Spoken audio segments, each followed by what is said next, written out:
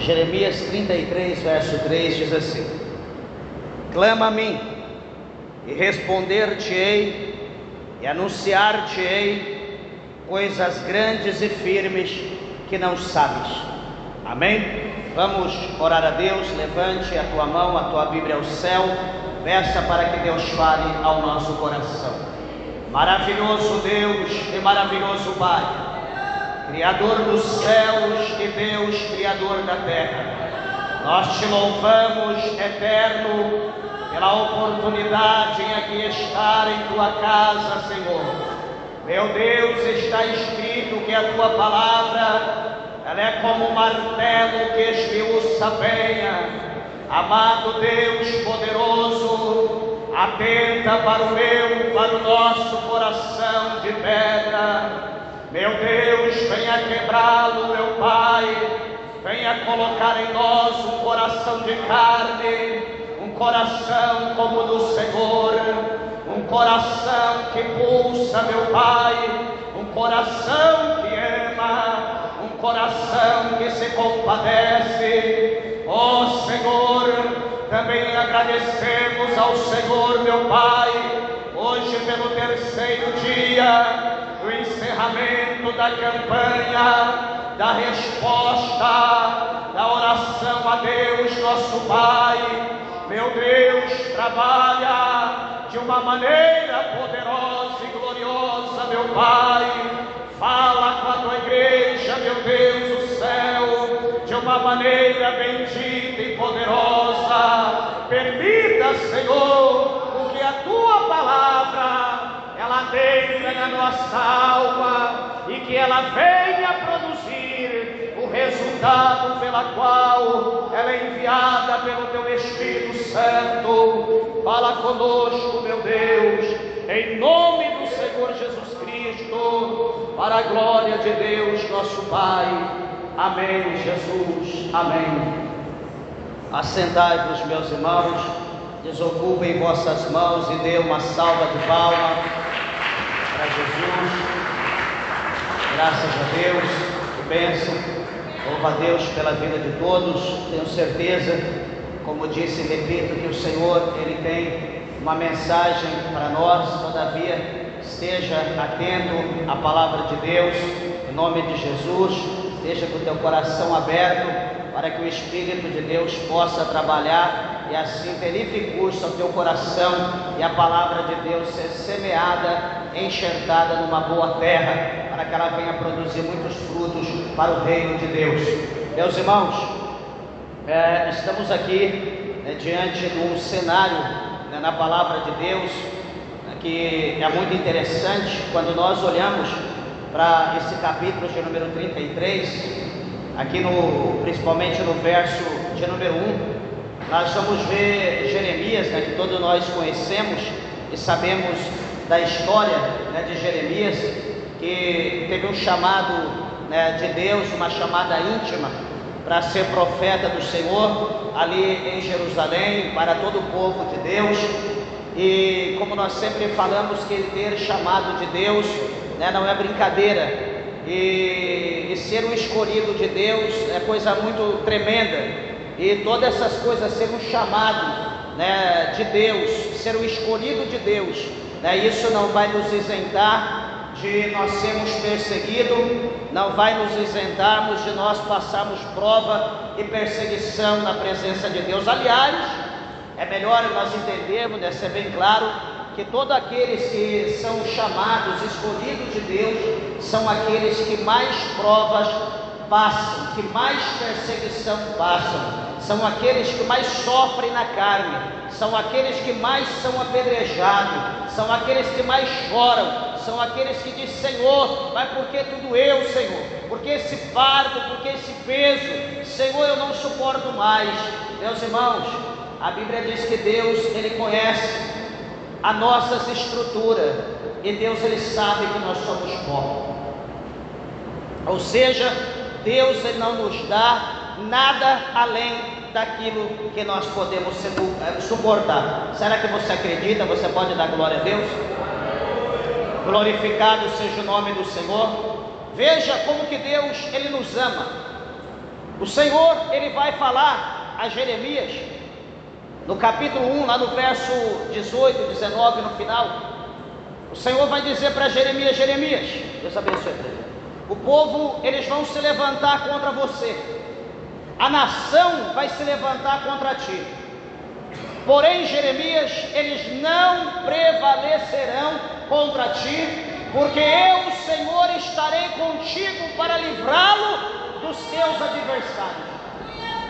O Senhor está dizendo que os inimigos iriam se levantar, mas que Jeremias não ia passar pelaquela luta sozinho. O Senhor estaria com ele para livrá-lo. E veja, meus amados irmãos, quando nós lemos a história de Jeremias, a biografia de Jeremias, é triste ver o sofrimento que esse profeta ele teve, aonde chega um determinado momento que a angústia, a tristeza, o sofrimento é tão grande, tão grande, tão grande, que ele vai muito além do que talvez algum de nós já podemos ir e também dizer. Ele disse, no determinado tempo de processo que ele passava, que ele amaldiçoa, assim como Jó, o dia que ele nasceu. E ele começa a falar palavras ali que ele estava arrependido, era melhor que ele tivesse sido sepultado no ventre da sua mãe. Ele passa por luta, por processos que ele desanima de estar vivo, porque a luta era grande. Ele não estava irado com Deus, ele não estava angustiado com Deus, mas ele estava com o sofrimento que a sua carne estava sofrendo, e também com a rebeldia dos seus irmãos, com a rebeldia do seu povo, com a rebeldia do templo, com a rebeldia da nação de Israel. Isso, meus amados irmãos, traz uma angústia muito grande. Quando nós temos um projeto, quando nós temos uma promessa e nós fazemos um projeto nessa promessa, e essa promessa não é promessa de enriquecermos, não é uma promessa de termos gozo, glória nessa terra, mas é uma promessa que nós temos de estar para sempre com o Senhor nos ares das mansões celestiais. Então nós fazemos projeto, nós traçamos planos, porque para nós estarmos com Deus é algo que não depende só de Deus, mas é algo que depende exclusivamente e unicamente de mim e de você. Não depende de Deus, porque o que dependia de Deus, Deus ele fez. Quando diz o capítulo 3, 16 de João, que Deus, ele amou o mundo de tal maneira, que ele deu o seu Filho unigênito, para que todos aqueles que crê não pereça, mas tenha vida eterna. Por intermédio do Filho de Deus, por intermédio do Salvador Jesus Cristo, nós temos acesso ao céu.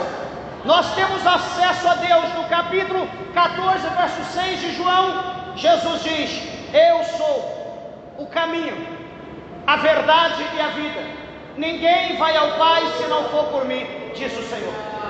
Está finalizado. Todas as coisas agora que Deus tinha que fazer, que Jesus tinha que fazer, fora feito. Jesus ainda vai além. No capítulo de número 11 do Evangelho de Mateus, lá no verso 27 e 28, para frente, Jesus ele diz: vinde a mim, todos vós que estáis cansados e oprimidos, que eu vos aliviarei. Jesus está dando um brado, Jesus está chamando, Jesus está dizendo: olha, vinde a mim, todos vocês que estão cansados, todos vocês que estão angustiados, que estão oprimidos, todos vocês que estão problemáticos, todos vocês que estão desanimados, que não têm perspectiva de vida, vinde a mim, que eu vos aliviarei, pois o meu jugo é suave e o meu fardo é leve. É a promessa de Jesus para nós. Mais à frente, nas cartas Jesus, ele diz por intermédio dos profetas: os meus mandamentos não são pesados. Por isso que eu disse que a questão dos céus, de morar com Deus, o nosso projeto tem que ser em cima dessa base que nós acabamos de falar, que o Senhor deixou para nós. Não é agora eu sou um homem de Deus, eu sou um profeta, Deus fala, as coisas acontecem, eu vou ganhar dinheiro, eu vou ficar rico, eu vou ter mansão, eu vou ter iate, eu vou ter isso, vou ter aquilo, vou viver na luxúria. Não é isso que Deus tem para nós. Sabe por quê? Porque Jesus mesmo fala aqui no Evangelho segundo escreveu Mateus, que onde estiver a nossa riqueza, aonde estiver o nosso tesouro, aonde estiver os nossos valores, as nossas finanças, ali também estará o nosso coração, diz o Senhor Jesus. Quanto menos nós ajuntarmos aqui na terra, e quanto mais nós ajuntarmos no céu, é melhor. Essa é a vontade de Deus para o seu povo. E aonde nós queremos chegar, meus irmãos? Nós queremos dizer aos irmãos que Jeremias, ele sofreu muito. Jeremias, como todo mundo sabe, foi lançado no calabouço. Jeremias foi lançado na cisterna. Jeremias foi preso no pátio. Jeremias foi açoitado. Ele passou por vários processos de tortura, de sofrimento que nenhum de nós aqui imaginamos que possa passar. Neste capítulo de número 33, aqui que nós lemos o verso 3, mas eu quero recordar o verso 1, para nós vermos o cenário da escrita deste capítulo e a maneira que Deus trabalha, que é diferente de nós pensarmos. Observem, escutem, capítulo 33, verso 1. E veio a palavra do Senhor a Jeremias. Olha, o Senhor vai falar com Jeremias. E veio a palavra do Senhor a Jeremias pela segunda vez. Vamos ver o cenário. Estando Jeremias ainda encerrado no pátio da guarda. Jeremias, ele está preso. Ele está no cárcere. Jeremias, ele está pagando um preço. Ué, pastor, mas Jeremias não é profeta? Jeremias não é homem de Deus? Meus irmãos, hoje, no século 21, ser profeta, ser uma profetisa de Deus, para muitos é motivo de status, é motivo de posição. Hoje é moda. Hoje 95% das pessoas querem ser profetas, querem ser profetisa. Hoje todo mundo quer ser profeta, para quê? Para correr atrás de migalha, para correr atrás disso, atrás daquilo, para receber a bênção, para receber a vitória, correndo atrás de migalha, atrás de moeda, atrás de um trocado aqui, um trocado ali. Deixa eu fazer uma pergunta. Se fosse nos dias de Jeremias, quem de nós, ou desses profetas de hoje, ou profetisas, gostaria de ser profeta? Hoje qualquer coisa, ouve uma palavrinha, ouve alguma coisa, alguém falando, ou falando no celular, alguém chega perto, ai irmão, eu senti, Deus tocou no meu coração, deixa eu falar algo para você, Deus pelo jeito vai querer fazer isso ou falar aquilo, porque eu senti forte, meu coração quase saiu pela boca. A pergunta é, será que foi Deus? Será que Deus te chacoalhou? Será que você fez uma prova com Deus, dizendo: Deus, verdadeiramente é o Senhor que está falando? Deus, verdadeiramente é o Senhor que está usando minha vida, ou é a minha carne que está em evidência? Senhor, não me deixa usar o Senhor, mas Senhor, usa minha vida pelo Teu Espírito Santo. Será que nós estamos fazendo prova com Deus dessa maneira? Será que nós estamos pedindo para Deus nos usar, ou nós estamos pedindo para Deus: Deus, eu quero Te usar, porque eu quero ser exaltado? Ó, tá assim, ó, de gente usando Deus. E eu pergunto, qual é a finalidade? Para se dar bem, procurando status, procurando posição. Quando estava no mundo, o diabo utilizava a vida da pessoa. A pessoa vem para a igreja e quer usar Deus. Quem entende isso? Alguém entende? Alguém tem uma explicação lógica? Estava no mundo, deixava o diabo usar. Na mentira, no engano, enfim. Está na igreja, usa Deus. Quem entende essa incógnita? Eu não entendo. É difícil, mas é o que tem acontecido hoje de uma forma desastrosa. Eu quero dizer uma coisa, que Deus, Ele não tem prazer nisso.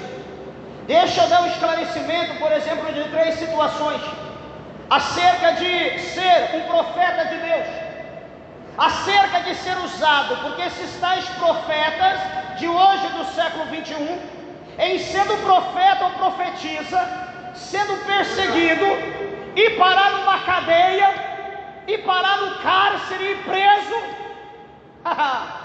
Ah, meu Deus, se a polícia bater na porta da casa dele, ou esperar ele sair e pegar ele ali na porta: ah, você é o profeta? Sou. Então você vai em cana.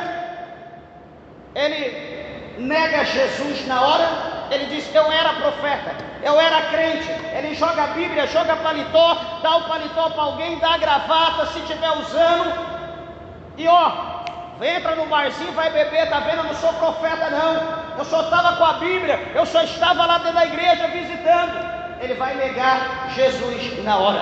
Por quê? Porque ele não quer pagar preço. Por quê? Porque ele não quer levar a cruz. Deixa a cruz para os outros. Eu quero a vitória, eu quero a glória. A cruz fica para outro. Jesus não pensou dessa maneira. Olha o que aconteceu com o profeta Micaías. Quem nunca ouviu falar do profeta Micaías?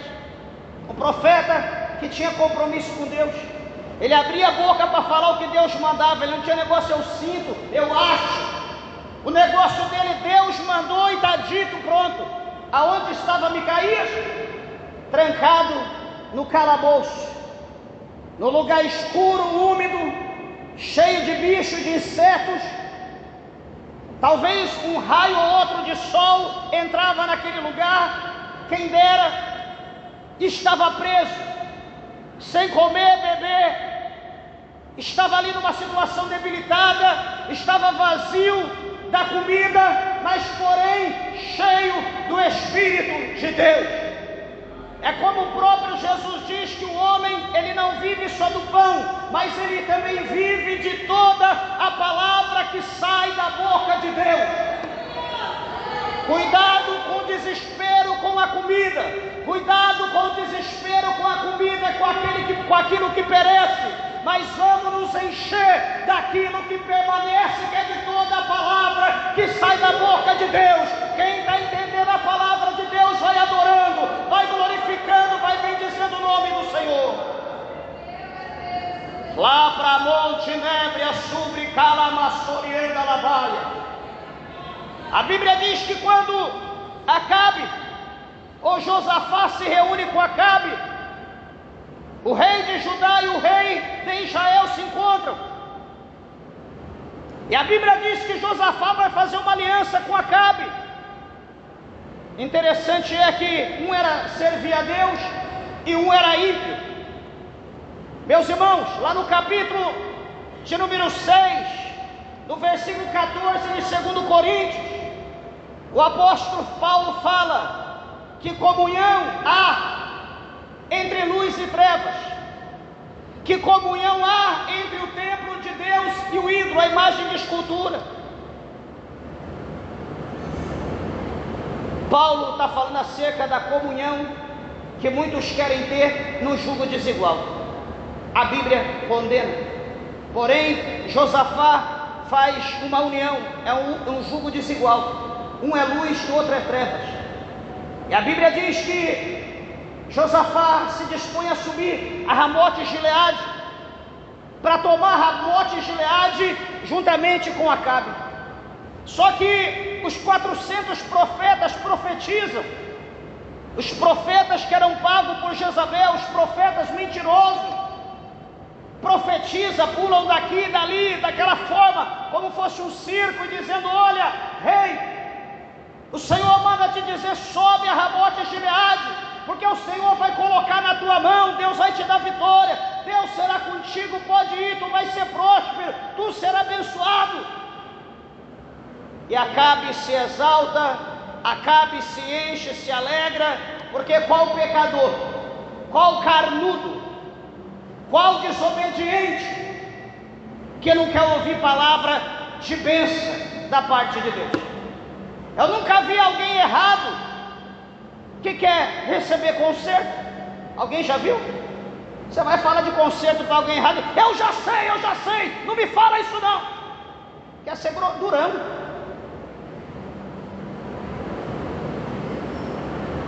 Josafá ouve aquilo, olha, analisa os profetas, olha a situação de cada um, vê a postura, vê que estão todos ali aveludados, todos cobertos de azeite, de vinho, de uma boa carne, não pagavam preço, não tinham compromisso com Deus, não se santificavam, servia um ídolo maior, servia Baal. Josafá diz: olha, a propósito, meu amigo Acabe, não há nenhum profeta aí, não há ninguém aí que profetize da parte do Senhor. Acabe diz: não diga assim, são meus profetas, né? Eu quero alguém que profetize. Eu tenho um ainda, estava esquecendo, tem um que chama Micaías. Só que esse profeta é durão, esse profeta não se vende, esse profeta não fala bênção para mim, esse profeta não diz que Deus já me dá vitória, esse profeta só profetiza mal, esse profeta me julga, esse profeta me condena. Não, então, mas eu quero ouvir ele, cadê? Ele está preso, ele está no cárcere. Como que era? Micaías era o quê? Profeta da verdade. Acabe, um desviado, um desobediente, um descompromissado com Deus, um idólatra, e queria que Micaías profetizasse bênção. Que coisa boa, né? Hoje tem o teleoração, o telebênção, teleprofecia, que cada mistério que você deseja é um determinado valor. Eu quero só bênção, eu quero vitória. Se tiver revelação já é outro preço, se tiver profecia o valor dobra. E assim está caminhando o povo para o inferno, dando ouvido para Satanás, para espírito de engano. As coisas de Deus não é assim, as coisas de Deus não é em promoção, as coisas de Deus é o preço que vale. E a Bíblia diz que os olhos do Senhor estão procurando os fiéis na terra. Deus está procurando os obedientes, Deus está procurando aqueles que querem pagar preço, Deus está procurando aqueles que se dispõem, aqueles que entregam a sua vida por amor ao reino de Deus, ao reino do céu, aquele que queima a sua carne, aquele que paga o preço, aquele que está sendo curtido no azeite para fazer a obra de Deus. E cadê? Micaías estava lá, dentro do azeite, estava lá curtido, lá no cárcere, acorrentado, como se fosse um leão, como fosse um urso, um selvagem. E quando ele é tirado de lá, o soldado diz: olha, o rei Acabe está com visita. Josafá está com ele. E detalhe, todos os profetas estão profetizando bênção, todos os profetas estão exaltando o nosso rei. Olha lá o que tu vai falar, veja bem, vigia com a tua boca o que tu vai dizer. E Micaías diz: o que Deus mandar eu falar, eu falarei. Você entendeu o mistério? Que Deus mandar eu falar, eu falarei. Quando é colocado diante de Acabe, Acabe vai dizer: e aí, profeta, tem alguma coisa de Deus para mim? Tem alguma palavra de Deus? Micaías vai dizer como todo mundo: olha, rei, talvez dando risada, e diz: olha, sobe a Ramote Gileade, pode subir, porque Deus, o Senhor, vai colocar na tua mão, Deus vai te dar, pode subir que está ganho. Está vendo, Josafá? Eu não estou falando, ele está esnobando. Olha como ele me trata, olha como ele fala a respeito de mim. Ele diz: espera aí, acalma, rei, descansa o teu coração, que eu te farei saber o que o Senhor me revelou a teu respeito. Eu vejo Israel como ovelhas dispersas pelo campo, pelos montes. Eu vejo Israel como ovelha sem pastor.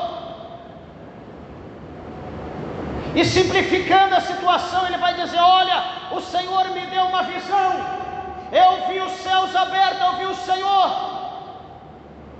eu vi a glória de Deus, e havia anjos à direita, miríades de anjos à direita, miríades de anjos à esquerda. E o Senhor, olhando para aquela situação, havia ali aquela contenda, aquela discórdia, cada um falando uma coisa, outro falando outra, porque o Senhor diz: quem subirá contra Acabe, para que ele caia em Ramote Gileade? E cada anjo falava uma coisa, e a Bíblia diz que em meio tantas conversas se levanta um espírito, diz a Bíblia, um espírito de engano. Micaías fala dessa maneira: se levantou um espírito de engano e se colocou diante do Senhor e disse: eu irei e prosperarei, crendo ele. E o Senhor perguntou: de que maneira tu vai? Como você fará prosperar o teu plano? Ele disse: eu serei um espírito de engano na boca de todos os profetas de Acabe, e todos vão profetizar da mesma maneira, e Acabe então vai cair. E o Senhor então disse: então vai e seja próspero no teu projeto. Assim diz Micaías. O que acontece, meu irmão? O que acontece, igreja? Ele não quis acreditar, Acabe não deu ouvido, Josafá ficou esperto e foram. Só que ele diz: olha, tranca Micaías, dá para ele pão de amargura e água de fel, até que eu venha. Micaías disse: se tu voltar como tu está indo, certamente o Senhor não falou por mim. Eita! Sobre fogo, terra, surimicanta, labaia. Vão para a peleja.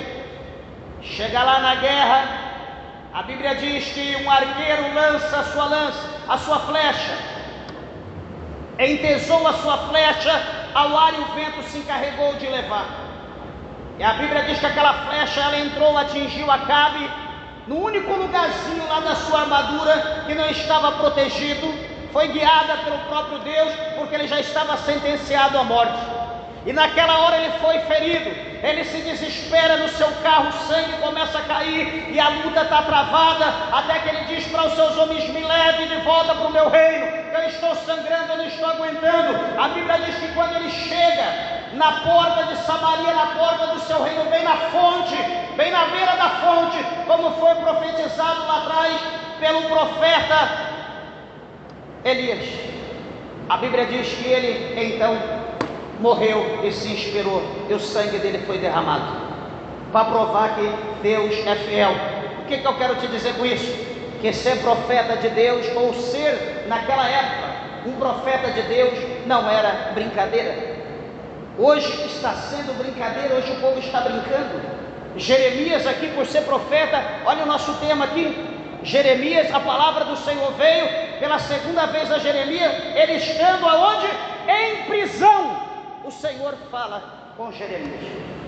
E qual é a palavra que o Senhor vai falar para Jeremias? Assim diz o Senhor, que fez a terra, o Senhor que forma tudo, para estabelecer o seu nome. E o seu nome é o quê? O Senhor Todo-Poderoso. Meus irmãos, uma coisa eu quero falar para os irmãos, para nós começarmos a pregar sobre isso. Esse versículo de número 3, o capítulo 33 adiante, a Bíblia vai mostrar para nós que Deus, Ele oferece o seu amor a todos aqueles que são indignos. Ou seja, o amor de Deus é imensurável. Resumindo, Deus, Ele não faz acepção. Só que detalhe, pensa bem uma coisa, todos pecadores. Não é porque Deus, o Senhor, Ele nos ama, não é porque o amor de Deus é imensurável, que nós podemos fazer o que nós bem achamos que podemos fazer. Servir a Deus tem regra. Servir a Deus é coisa para servo.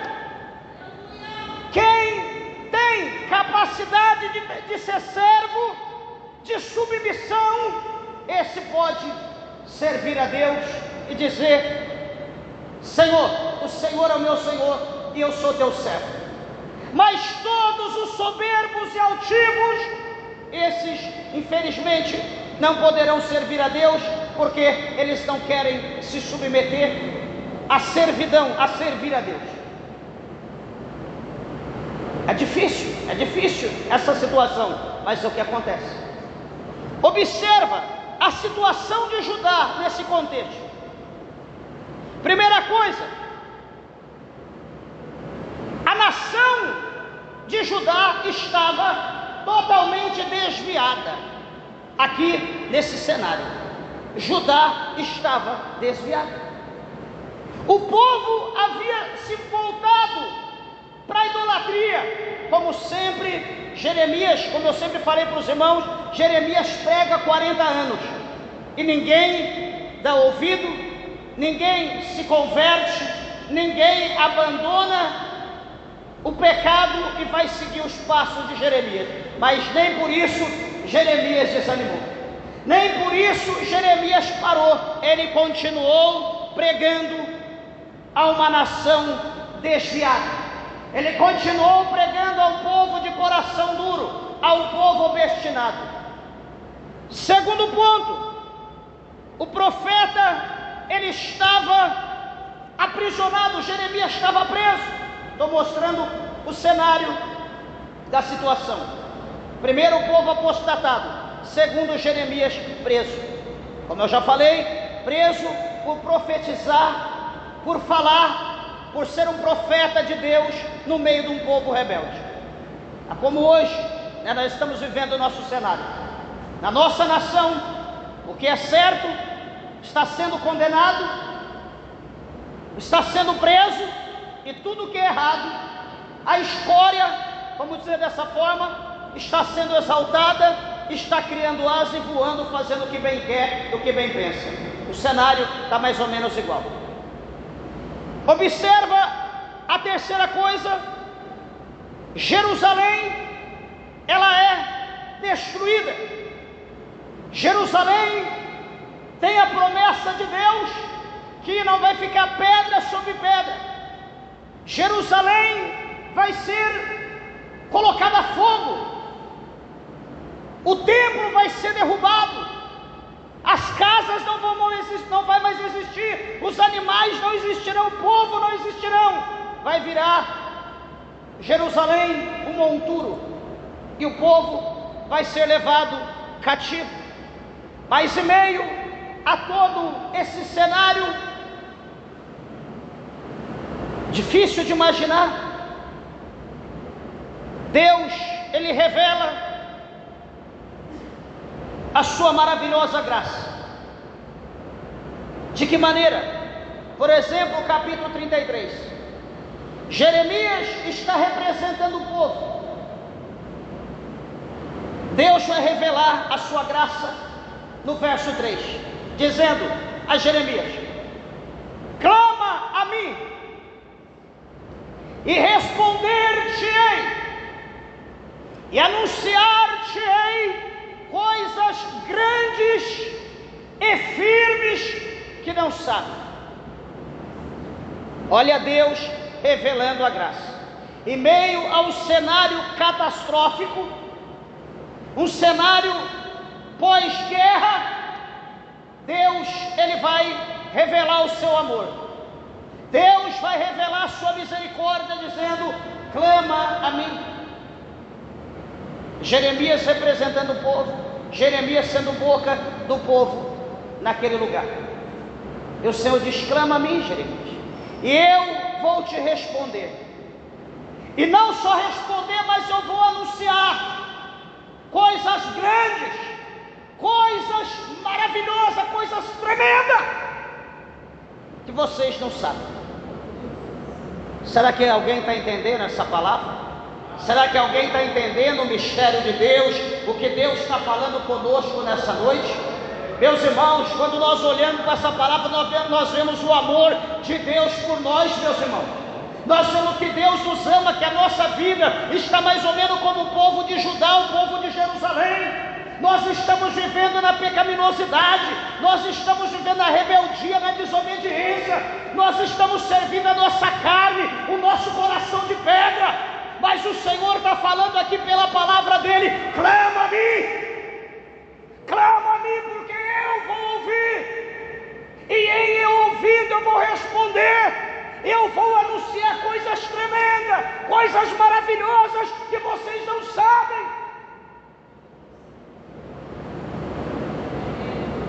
Deus é o Deus que nos ama, é um Deus que é zeloso.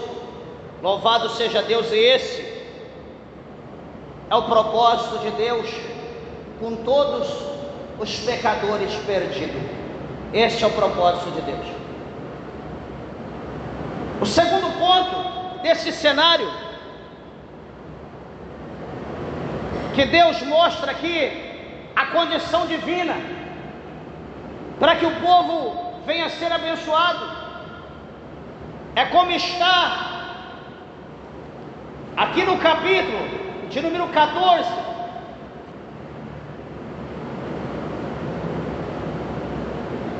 Louvado seja o nome do Senhor. Do segundo livro das Crônicas, do versículo de número 1.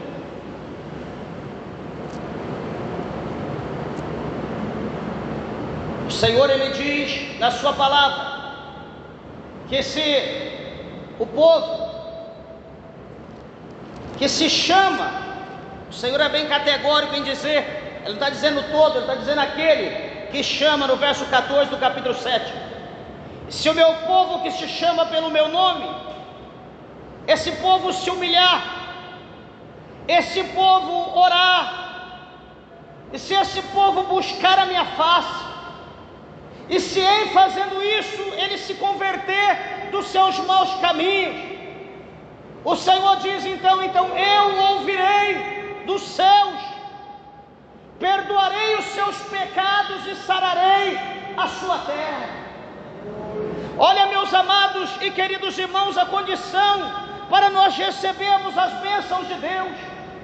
Talvez o céu possa estar cerrado para você, talvez o céu possa estar fechado, talvez as janelas do céu, as portas do céu possam estar fechadas. Talvez você está batendo, está se esforçando, nada. Talvez você esteja batendo na porta errada. Talvez você pode estar batendo numa porta saqueada. Talvez você pode estar batendo num lugar que outrora fora cheio, mas agora está vazio. Talvez você possa estar buscando num lugar onde não tem nada. Mas o Senhor está dizendo aqui, neste verso 14, do capítulo 7 de 2 Crônicas: e se o povo que se chama pelo meu nome se humilhar. Meus irmãos, qual de nós estamos querendo nos humilhar hoje? Qual de nós, poucos são aqueles que dobram o seu joelho, que conseguem rasgar o seu coração diante de Deus? Não é rasgar nossas vestes, como diz o profeta. Ele diz: é rasgue o vosso coração, não as vossas vestes, na presença de Deus. O Senhor está procurando pessoas que se humilhem. Deus está procurando pessoas que dobram o seu joelho, rasgam o seu coração e choram na presença de Deus com vergonha dos seus pecados, das suas iniquidades, dos seus erros. Deus está procurando pessoas que se humilham. E Ele disse: se esse povo se humilhar, e o Senhor disse: se esse povo orar. O Senhor está dizendo que nem todos oram. Deus está dizendo que precisa humilhar junto com a oração e também buscar a minha face, buscar a presença de Deus, buscar a glória de Deus, buscar o poder de Deus, buscar a graça de Deus, buscar o Espírito Santo de Deus, buscar o reino de Deus e a sua justiça, para que as coisas que nós desejamos, para que as coisas que nós almejamos venha ser nos acrescentado no momento oportuno. E Ele diz: e se esse povo se converter dos seus maus caminhos? Meus irmãos, a pior coisa que existe é nós sabemos que nós estamos andando num caminho, que o fim desse caminho é um caminho que vai nos levar para o inferno. E nós dissemos: eu estou consciente, mas é o que eu quero. É lamentável, dá medo. Salomão fala por 2 vezes senhores em Provérbios. Salomão diz: há caminhos que para o homem parece o caminho bom, há caminho que para o homem parece caminho de alegria, caminho de bênção, caminho de prazer. Mas Salomão diz, ele conclui: o fim desse caminho é caminho de morte. Não é caminho de apenas uma sepultura, deitar no esquife, ser sepultado numa cova. Não é isso não. Ele está dizendo que esse caminho de morte, ele está dizendo que é morte eterna, que é distanciamento para toda a eternidade da vida, da salvação, do reino dos céus, e ser lançado no lago de fogo e enxofre, aonde o bicho nunca vai morrer, o fogo nunca vai se apagar. Pois o Senhor Jesus, Ele diz para nós, presta bem atenção, nós que às vezes temos convicção, que nem todos têm, mas alguém tem. Jesus diz que se o nosso olho, ele querer nos impedir de entrar no reino dos céus, Jesus diz: arranque o olho, que é melhor entrar no reino sem olho do que com os dois ser lançados no inferno. Pastor, o olho? Ué, tem exemplo. O que acontece com Sansão?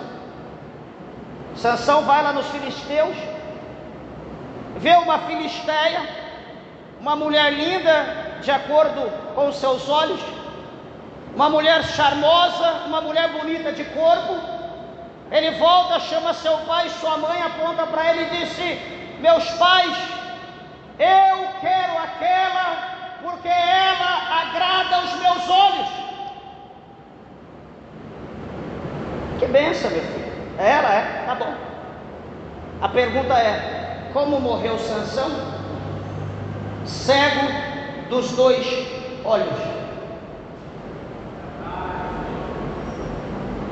Senhor, Jesus, ele vai dizer aqui Se o nosso braço nos impede de entrar no céu, arranque os dois braços, arranque o braço. É melhor entrar no céu sem braço do que com os dois, ser lançado no inferno e assim sucessivamente. Meus irmãos, não existe nada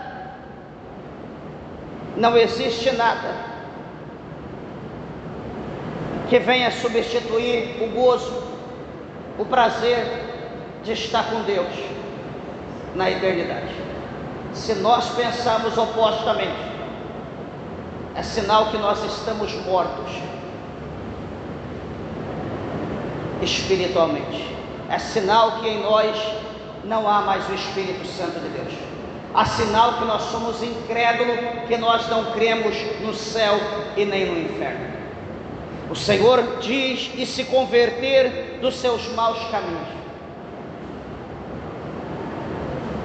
O Senhor fala sobre uma mudança de caminho. O Senhor fala, é você estar andando no caminho. Quando o Senhor fala converter do seu mau caminho, é você estar andando no caminho, você vai fazer o contorno e vai pegar outra via. Essa aqui não, essa aqui é mal, eu tenho que vir nessa. O salmista diz que o caminho de Deus, eles são todo plano. O caminho de Deus não é tortuoso, o caminho de Deus não é atalho, é caminho.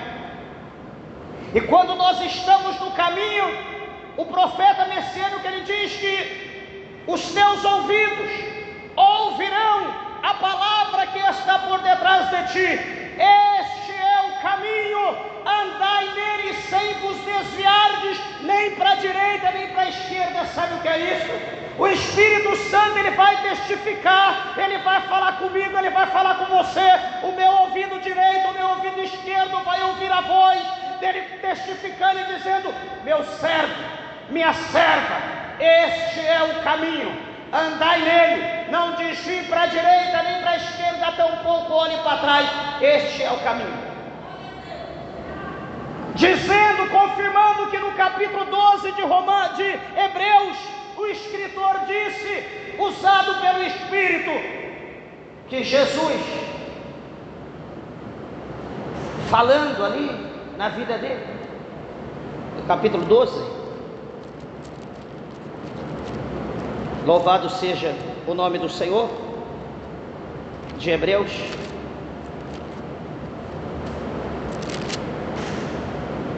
no versículo de número 2, olhando para Jesus, o autor e o consumador da nossa fé. Jesus diz aqui para nós olharmos para Ele, porque Ele é o autor e o consumador da fé. Então nós não podemos olhar, deixa eu olhar para o presbítero, não, deixa eu olhar para esse outro, deixa eu olhar para a irmã, meus irmãos, nós estamos perdidos. Se você quer servir a Deus olhando para mim, se você quer servir a Deus olhando para o irmão, se você quer servir a Deus olhando para a irmã, o pecado está cada dia se alastrando e cada dia mais a situação está ficando complicada. Você quer ir para o céu? Olhe para Jesus. Você quer ir para o céu?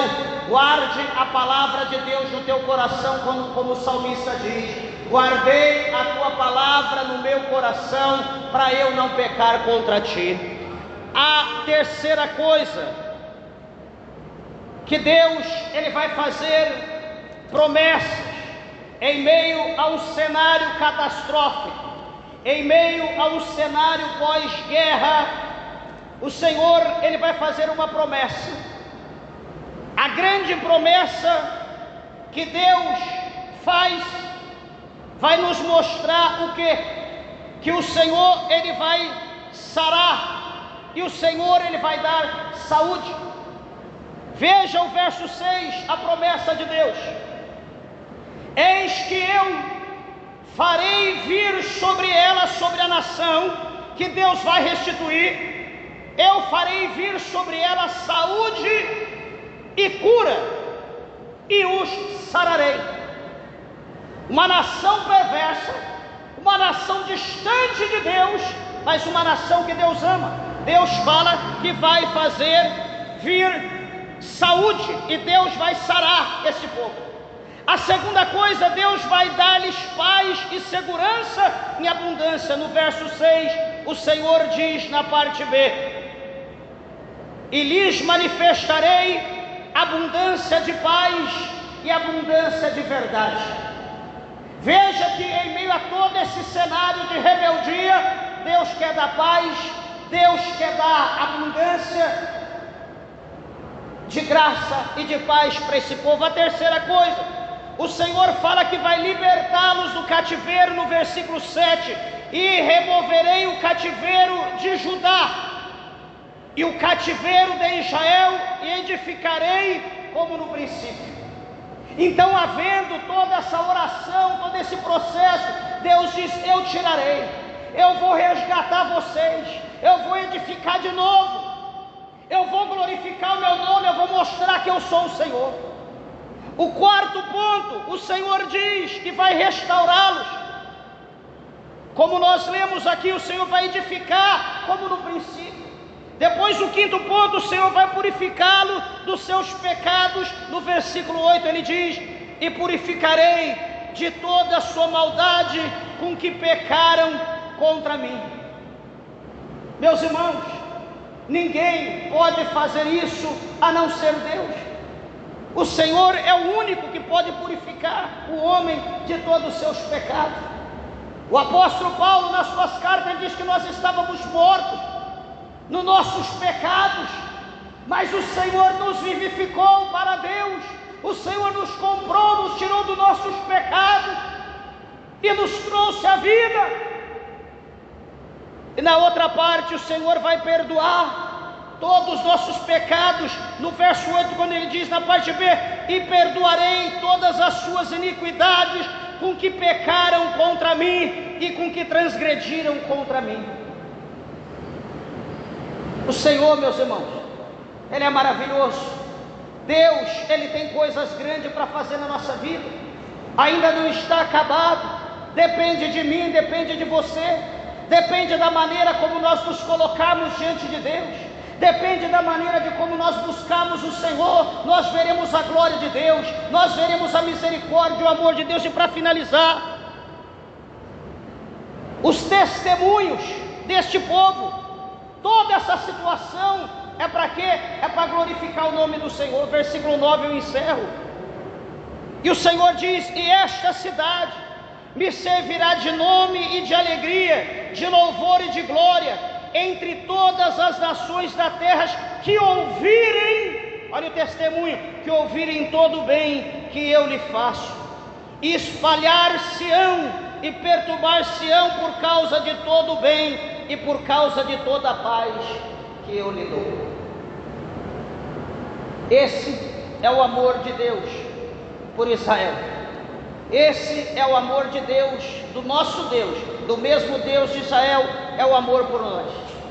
Que nós estejamos com o nosso coração aberto, que nós estejamos alegres, que nós estejamos felizes na presença de Deus, e que a cada dia nós nos achegamos, nós nos humilhamos, que cada dia nós reconhecemos as nossas falhas, para que possamos, em tempo oportuno, ser alcançados pelo nosso Deus, pelas suas bênçãos, pelas suas misericórdias. Amém? Que Jesus, o Senhor, vos abençoe grandemente, e que essa palavra possa penetrar e fazer morada no teu coração, e que você seja uma bênção na presença de Deus, em nome do Senhor Jesus. Amém? As palmas bem alegres exaltam e glorificam o nome do Senhor Jesus de Nazaré. Graças a Deus. Meus irmãos, todos dizem amém.